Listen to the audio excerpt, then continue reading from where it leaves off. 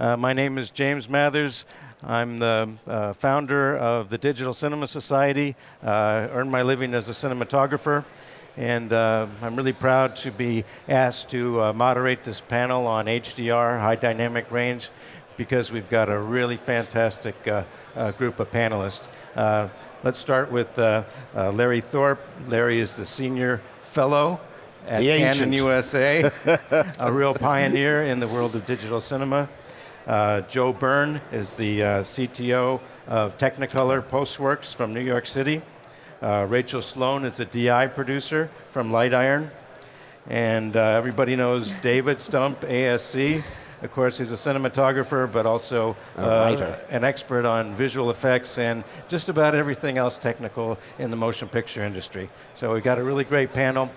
And I don't want waste a lot of time debating the advantages of HDR, because I'm sure everybody would agree that it's a no-brainer.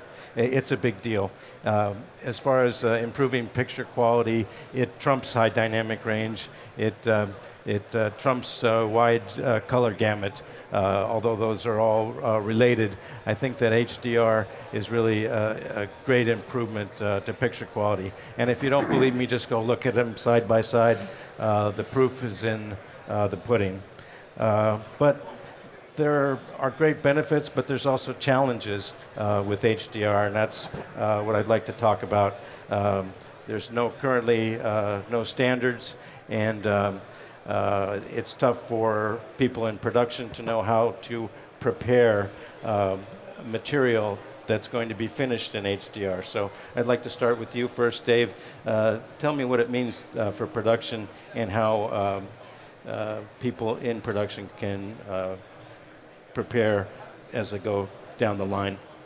The biggest challenge in preparing a production for doing an HDR release of your product is to write a workflow, to create a workflow that doesn't give you a bottleneck to decimate your data anywhere along the way, because there are numerous pinch points or pain points where you can truncate your data, or you can clip data, or you can curtail your data, or you can cut off possibilities all the way from recording to DI finish. So the workflow in a high dynamic range release is really critical. You absolutely have to come up with a workflow that doesn't cut off the possibility of HDR later all the way across the workflow. And Rachel, what can you tell people in production when it gets to you? It may not be prepared in the way that you want. What can you tell them to be ready to finish in HDR? Well, that's actually one of the biggest challenges we've seen. Is the first time that a lot of DPs are seeing HDR is in the DI suite, and it's not something that's been planned for, even as far as a mental image going along from production. So when they suddenly have all of this latitude available, it's not what they had in mind. It's maybe not their creative intent. So I would be very interested to see HDR be taken into account in production, to get HDR monitors on set so that that can be planned for throughout the process, and it's not a surprise that you have all this range available in the DI. Joe, what do you see? What are the challenges when it gets to you? Well, if I can speak sort of from the editorial side of my head, it's similar to the concerns that Rachel and David talked about. Picture composition and picture contrast are a big factor in editorial continuity, and without having accurate visualization of the visual plan of the film, editorial is essentially flying blind. And then you get into the DI, and we see things that were unfortunate or not well considered, and particularly if they also had not been monitoring HDR or accounting for HDR on set, we find ourselves having to do things in the DI that we probably wouldn't want to do, and that are not ideal. So we need to have, just as Dave says, we have to make sure that the data is not truncated. We have to find a way to have an ecosystem that accounts for HDR early in the production planning. Well, that leads me into what I was going to ask Larry about. How about monitoring? Can we monitor on set? Yeah, it's crucial, and we've taken a first step there with an on-set 24-inch reference display, and we built in HDR functionality at a modest level. We can do 400 nits. A lot of people say, well, that's not real HDR. What we say is in the 24-inch, it's very good HDR. We can give you a constant right across the entire screen. There's no movements with APL, etc. And we built in functionality. If you come in with something higher, there's functionality in the monitor to bring it down. So you look at just the highlights and make your grading on that. Then you can go lift back up and start looking at the lower end. And in early days, it does seem to work. We're getting quite kudos that it works. Now, I assume that you would agree that Canon cameras and many others, the cameras are shooting HDR at this point. They're prepared for it. Yes. It's just how cinematographers and production deals with it, set design, etc., to allow that range instead of crushing it like we used to have to. Yeah, there's a lot of cameras out there now, the 14, 15 range, quite a few. So there's quite a choice in the capture. And as I am reminded constantly by my colleagues, Bill Bennett and others, well, we've been doing HDR forever with motion picture film on negative. And, it's what we do afterwards that's so critical. And, the dilemma sometimes is in, like ours, we have a 15 stop, where we went up one stop and down 2 stops compared to the predecessor camera. Those 2 stops down is actually where a lot of the trouble is, because now we're really down in the noise, literally. So if you have to do some, as movies might do, sometimes very moody, dark scenes, this is the camera to do that. But it takes some post-production grading to lift that minuscule signals out and deal with the noise, etc. And I'm seeing a learning curve there. The other aspects of HDR, which I was talking to a couple of entities here as they start to do early experimentation, is they're seeing background, middle, and foreground differences, like a specular in the background compared to a specular in the foreground. It could be nasty in the foreground, and it could be quite nice in the background. And they're sort of saying, how do we anticipate that? How do we deal with that? Well, that's where an on-set monitor, of course, was critically important. And how does it affect our lighting choices?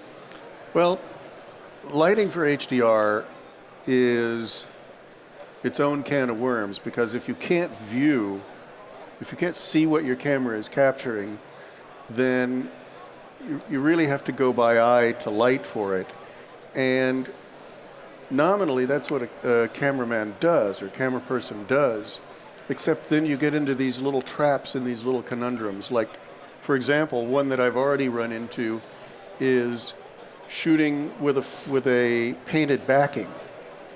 So if you're shooting for high dynamic range output and you have to shoot a painted sky backing and cut that shot with shots that have real skies with real clouds in them, it is extremely difficult, and it gets very, very tough in post to try and make all of that fit together, because it's just a completely different set of luminance levels when you're looking at real clouds in the sky and lighting and exposing for that, as opposed to lighting and exposing for a painted sky backing. So this is not trivial stuff when you start lighting for HDR. You've got to be able to see it well on set, and you got to do some testing. I've been likening it to the transition from black and white to color photography in terms of its impact on the visual effects. Gags that used to be very easy to pull off and were very effective in black and white completely fell apart in color. Mm-hmm. And you had to do a lot more work and be a lot more precise about things. And HDR is doing something of the same thing. It's a lower order of magnitude, but it's the same, and by analogy, it's very similar kinds of concerns that really do change things. Like both of them are saying, for example, I tried to light a scene with candlelight in the midground and in the foreground, and I got myself into the position looking at this on an HDR monitor where the only thing that you could look at were the points of light of the flames of the candles, and it just made me want to tear Too my much hair attention out. to it. Yeah, You can't put a candle on a dimmer. yeah, it was just too distracting. So I ended up having to grab the highlights on the candles and knock them down, in spite of what I thought intuitively was going to happen on set. So there's a lot to be learned about lighting for HDR. But you can also do that in post, right? You can. Yeah, It gives you more That- control. You have choices when you get to post. Right, and that's actually a question that we're asked a lot is, well, even if it's bright, if it's super nuclear, well, we can just put a window on it and bring it down in the DI. And yeah, you can do that to a certain extent, but it's bright, and at some point you just can't balance it out, and it's a lot of extra work to be putting windows everywhere and trying to make it look like what you're expecting at 100 nits. I think the best thing would be for creative people to get their hands on the process, to do tests early on and see what's possible and how these tricks kind of need to shift. Well, that was the only way to do it in the film days, is to shoot tests and take it out to the intended display medium. Larry. I learned something this week, and it was because we have our color scientist, who's the guy behind a lot of our work on HDR. He's here, and on the first day, he made a point to bring me to the set, our HDR set there. And we have a rather interesting set, which I didn't quite get. But he said, I'll show you something. We walked up, he says, we've lit it at the back with HDMI, and at the front, now this is not a very deep set, with tungsten. Now he said, let's go. And we had the two monitors, one with an SDR replication and one with the HDR. And he pointed out to me that the HDMI, which is bluish on some objects at the back, clearly seen as bluish, gray on the SDR. The front, where we have a face, beautifully, the more tungsten, yellowish, reddish thing, quite different to the SDR. And he said, there's an aspect of HDR that people have to learn, is that they have a new tool in terms of lighting that they can play. Then he said, in addition, you could tell the direction of lighting much more easily. He went over, he had a little knob there, and he just adjusted it. The light was playing. On the SDR, it was hardly moving. On the thing, you could see the face shifting. And I'm saying, wow, and he says, this has to be learned. This is another aspect. And I'm saying, this is good, but I'm still absorbing it. Well, we need people like David to look at this. At this point, when we have no real standards developed, it seems like it's really going to be tough and the viewers are going to be viewing it on all different kinds of monitors. Some will be seeing in standard definition, high dynamic range, et cetera, all different. How do you decide what look to go for? I think one strategy is to say that the hero format is the one that preserves the most of the scene. So it would be, provided that you're from a Shirley aesthetic point of view, what you're interested in is an HDR image. You may not be, but if that is something that is very vital, we just did a Woody Allen film that Vittorio Storaro shot, and the blacks in the HDR version it's really the first time that Vittorio's ever really been happy with the black of anything. And so that was a kind of an aha moment for him, and he feels that the HDR version is the best version of the film. But the truth is, very, very few people are going to see that initially, and it may be that your production doesn't value the HDR version necessarily more than anything else, and that you have to do something that's appropriate for the mise en scène of that film. Something that really feels right for that project, and you have to decide that, and you have to make sure that that's where you're putting the time and effort. One of the things that we've always been, well, if we're conscientious, recently we've been always preserving a lot of the original camera data throughout the process, and SDR or not, for any DI process, and mostly for television, we've been doing that as well. So you can go back and do things. The problem is who goes back. Who makes those decisions, and who's doing the HDR version of your film. And my advice to people is, if you're not doing it, somebody else is going to do it, and so you better do it. And sometimes those people aren't around. I mean, we've been mostly talking about how to prepare in production, but how about a film that was shot 30 years ago, pulled out of the vault, transferred to HDR? How do you protect the creative intent when the filmmakers aren't around to tell you well, what that's they'd always like the to problem see? with remastering. That's what remastering is about. You have to be able to do the hard work of trying to determine that. And it's Is this going to be a great additional workload for you? So you make the mezzanine HDR. How many more versions do you have to make now? that it is exploding. I mean, I'm sure that you guys have seen this too. It's one more thing to make and $5 more that we get to make it. The thing that we'd like to do is we would like to have ample time and do that, but the most important thing is that we want to also make sure that we're realizing the filmmaker's vision and having enough time to do that. HDR can sometimes on some shows be easier than SDR, and sometimes it's the other way around. And it's you can find, depending what the original intention was and the lighting ratios and the content, it really makes a big difference. I think in that respect, digital, as digital evolved, it became the ultimate Pandora's box, because it amuses me to think back and remember a time when we first started making movies digitally, that the hope of the studios, the big golden chalice that they had in mind, was a single master. And now, instead of a single master, which was what you basically had with a piece of negative or inner positive or inner negative, you've got thousands of masters that you have to, because you got to do a trim pass for Rec 709, and you've got to do trim passes for different HDR levels, and you've got, if you've seen the deliverables on some of the digital motion pictures being made today, there are hundreds of masters. So there goes that dream.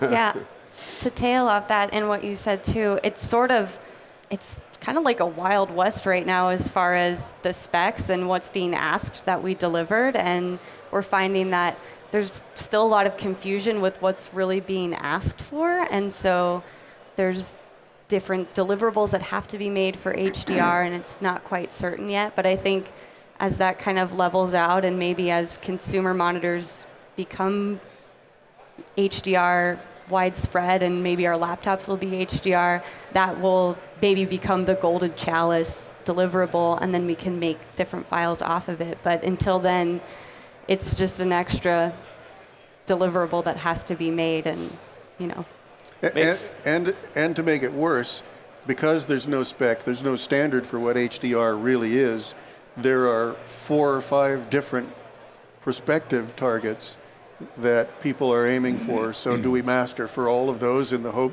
that we get lucky and one of them's right? Oh, I'm not sure I'm using the terminology correctly, but I'm sort of using shorthand for HDR, and I'm sort of lumping in wide color gamut and high resolution to be just a shorthand for higher picture quality. But it's all important.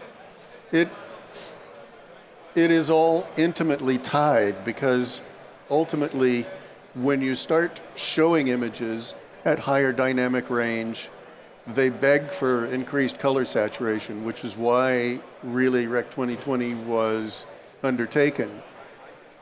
But the one thing that people haven't started to address yet is it's as you start to deliver brighter masters, whether for cinema or for television viewing, 24 frames per second is quickly going to become a bit of a dinosaur, because as you get brighter, that flicker of 24 frames per second becomes more and more objectionable. And as it does, you risk provoking a grand mal seizure in the cinema on a big enough screen. So with the right kind of content going by left to right at very, very high brightness levels, I think we're going to have to move off of 24 frame per second acquisition. So don't leave that out of the equation. Yes, there's higher resolution, which exacerbates 24p. More saturated colors exacerbates 24p. Higher brightness exacerbates 24 frame per second. We're going to have to address 24 frame per second acquisition. Good point. So back to standards. How does ACES play in this? How does that help us get through this maze? Well, ACES is a big enough container that you can linearize your signal into floating point math space, which allows you reversible transforms. It allows you not to decimate your color data with integer value calculations. It allows you some overhead above and below the exposure range that you're capturing. It follows the philosophy of do no harm to the signal.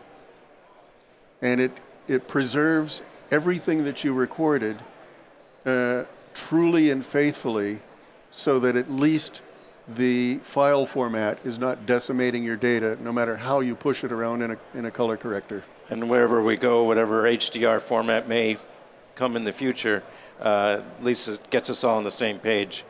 For the foreseeable future, ACES is a big enough container to put HDR in. Yeah, where the standards are going, the standards have a lot to do about the transmissibility of the signal using today's distribution infrastructure, and to some degree the panel technology, the display technology.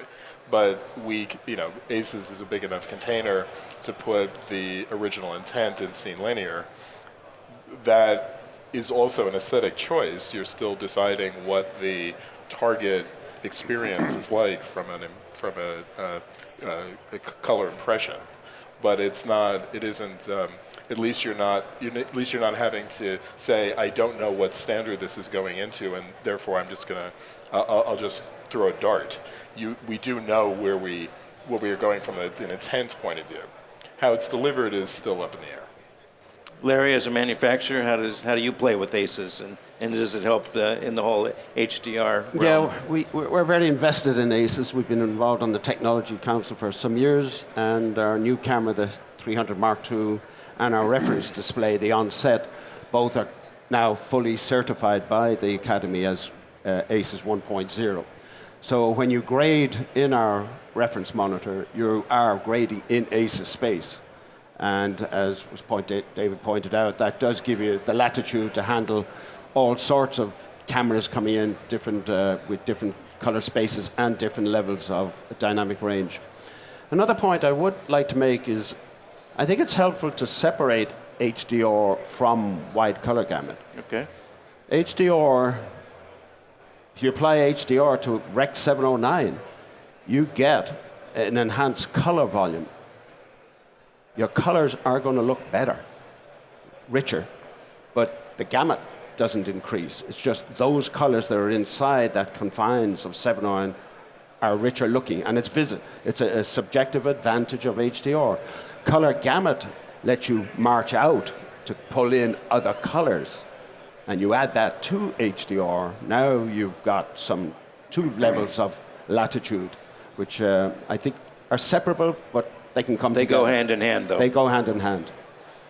It's kind of important to point out and to remember that while Rec. 2020 on paper is a much larger color gamut than Rec. 709 or even P3, where the rubber meets the road is in saturated colors.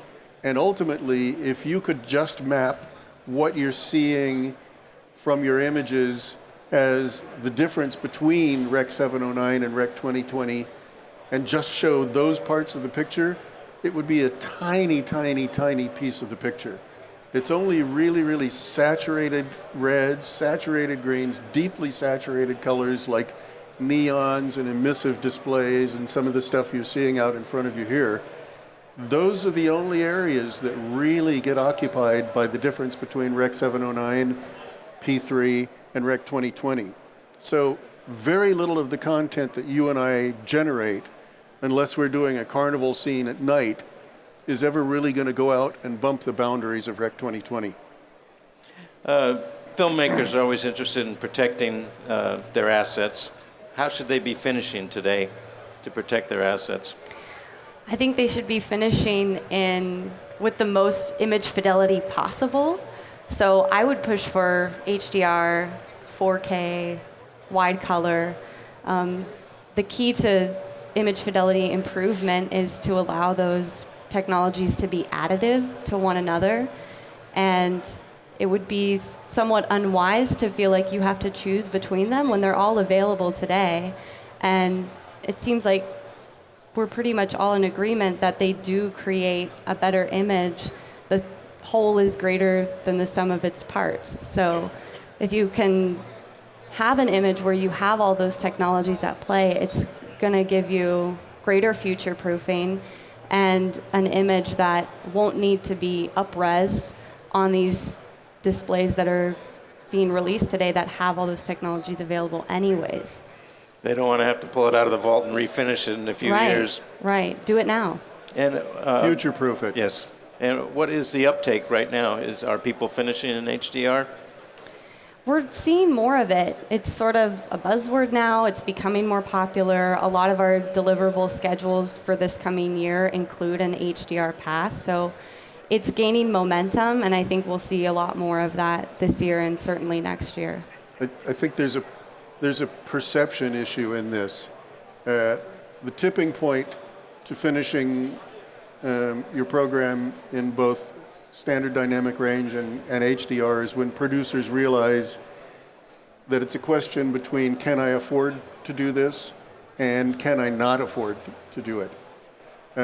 And boy, if you do something that cuts off a little piece of revenue or a potentially big piece of revenue from your product later on, that's a financial decision. And I don't know if you're familiar with Dave Stump's second law of filmmaking, but it basically is that we, as filmmakers, obey the compulsion to succeed by the narrowest possible margin. Squeak in there. Anybody is free to argue with that who wants to, but we obey that compulsion, and if by the time you've finished your movie, your bank account is a little overdrawn, you've pawned your pickup truck, and your dog is pregnant, then you're a success as a producer, right? So it's hard to think about future-proofing. It's not about, future-proofing is a hard concept to wrap your head around if you're squeezing nickels. But it's not whether I can afford to do an HDR pass, it's whether I can afford not to while I'm here. Great point. Joe, how's people finishing in 4K? What's the relationship between HDR and 4K? Well, as Dave was saying, that the different parameters of image quality are to some degree interrelated, and visual acuity is related to contrast, and I think Larry is something of an expert on this. A lot of the work that's been done to analyze our contrast sensitivity is more about acuity than it is about aesthetics. And so at the high frequency part of the image, contrast is acuity, and it is resolution. So the irony is that we are producing 4K content sometimes without the supporting mechanisms to deliver 4K worth of line pairs to the eye. And the lenses may not be adequate to 4K, and the total transmission MTF may not be adequate. High dynamic range helps. It adds tools that allow that process to work with fewer errors. And we've got the ability to make an image that's more satisfying to the viewer. And honestly, that's why we're all up here. Is the HDR is immediately apparent to the viewer. 4K is sometimes not so much. And I'd love to hear Larry's comments on this, because I happen to know for a fact that your middle initials are MTF. Well, I've spent the last few days having an awful lot of conversations, I'm sure, on the topic of, at this juncture, there is this linkage between HDR and UHD, or 4K. And I'm arguing strenuously it does not have to be. That HDR is equally applicable to HD or 2K.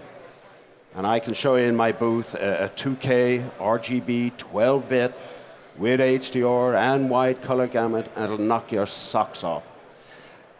And when you look at the consumer electronics industry, which is now driving 4K UHD sets into the market, they're trying to kill HD. They just want to drive 4K UHD. Projection last week said 12 million will be sold this year.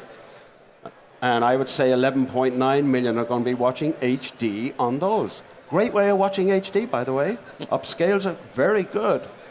And if they have HDR in them, and many of them do now, the latest sets, why wouldn't we be feeding HD with HDR and get a win right away and get something else? The learning curve on set of how to really exploit HDR, it's still a learning curve. And a lot of people are exploring it right now. A lot of the big studios are playing with it. There's a learning curve in the living room. Can a consumer watch, pick a number, 1,000 nits for 2 or 3 hours? We don't know yet. And I think on the back of what's going into the marketplace now, which is still going to be fed with HD, why wouldn't we learn all these things while we ramp up 4K UHD? That's my current thinking. Right now, today, how many people are finishing in 4K compared to 2K? I am.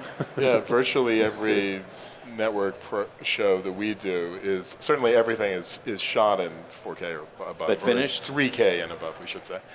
Finishing it's a high percentage. I can only speak for New York, but it's easily above 50% of everything that we do is UHD. Well, that's gone way up in the last couple of years. Yeah.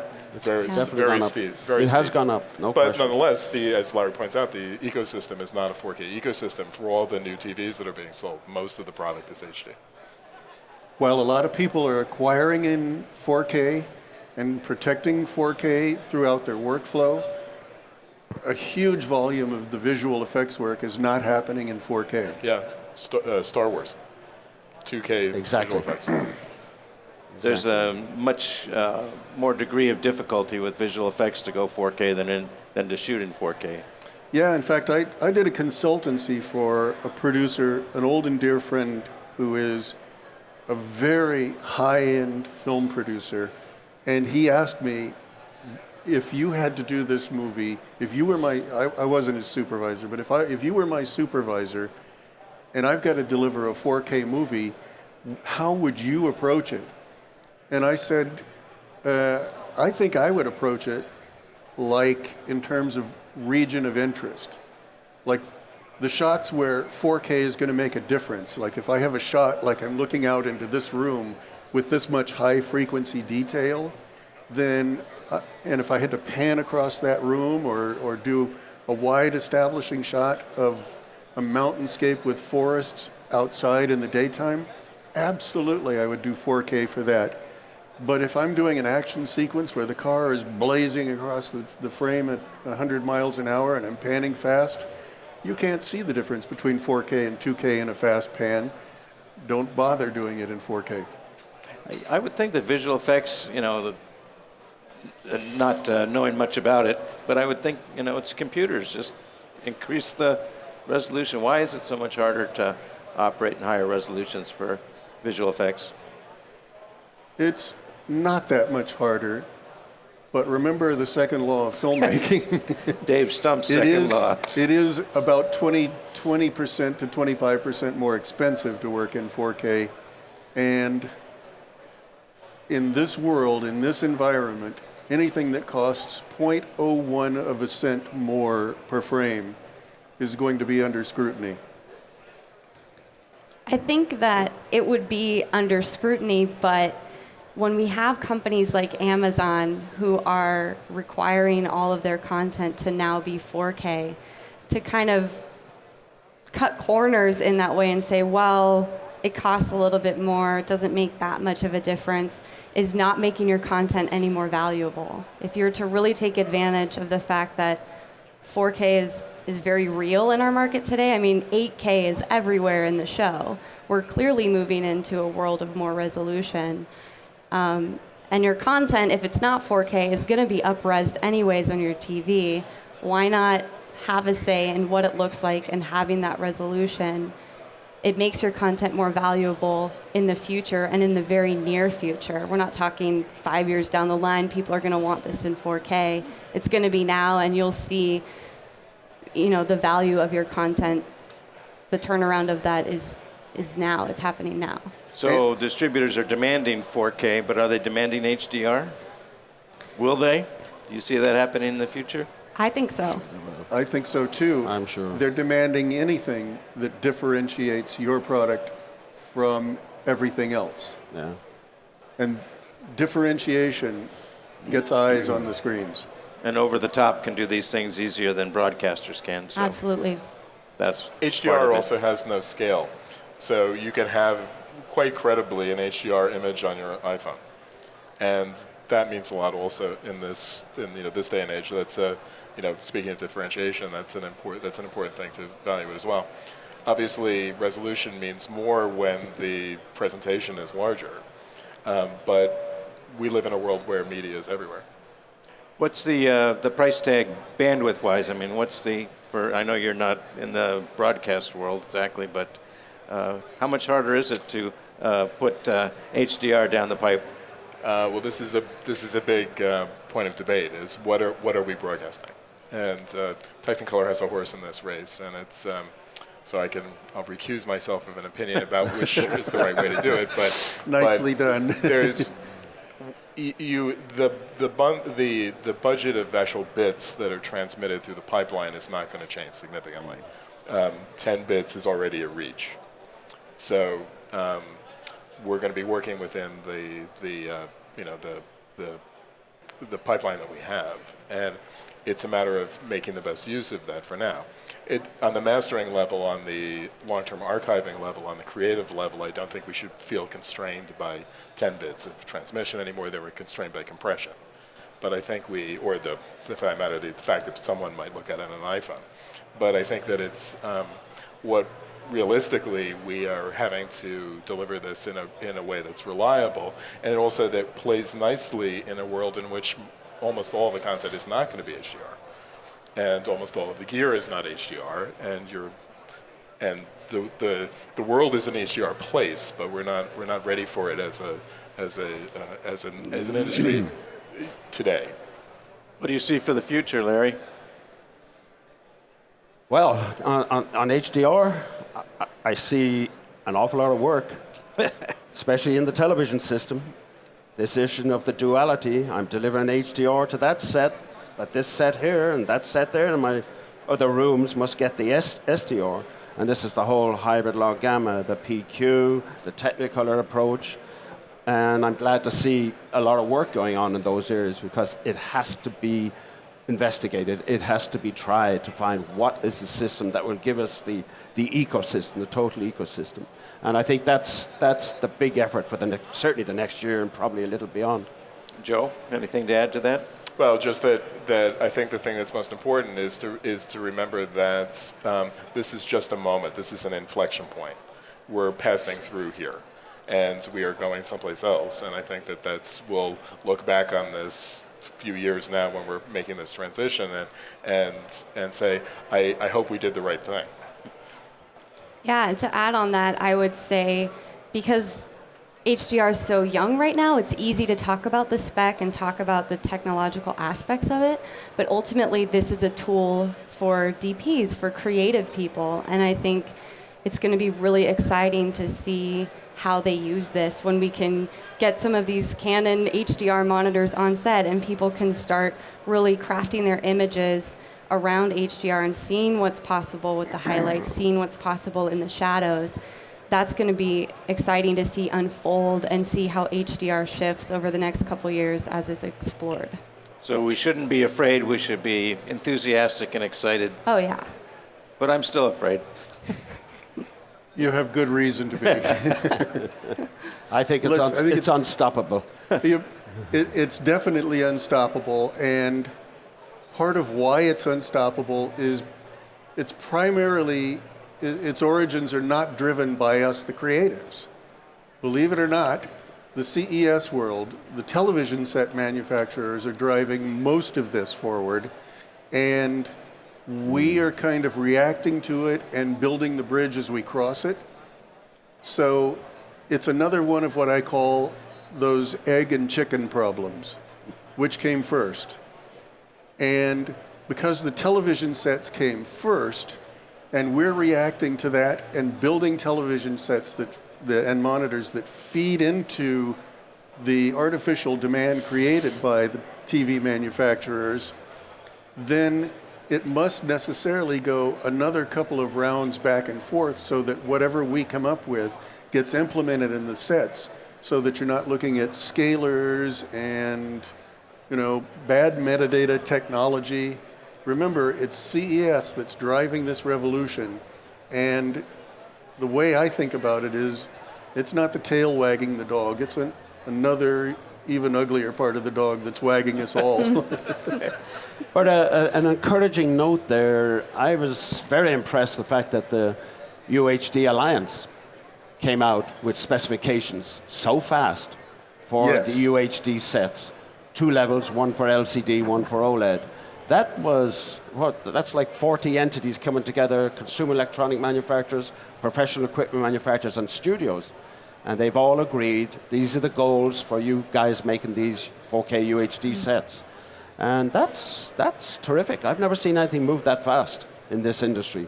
That's a real plus. Now we need to get the standards on the production side, and You're working on we've it. a little bit of work to do there. Yeah. Joe, you had something to say? I'm just saying, as an industry, we're learning how to ratify standards in a way that's actually meaningful to the marketplace. And there's a lot of hard work is going into that, and a lot of people are working very hard and very quickly.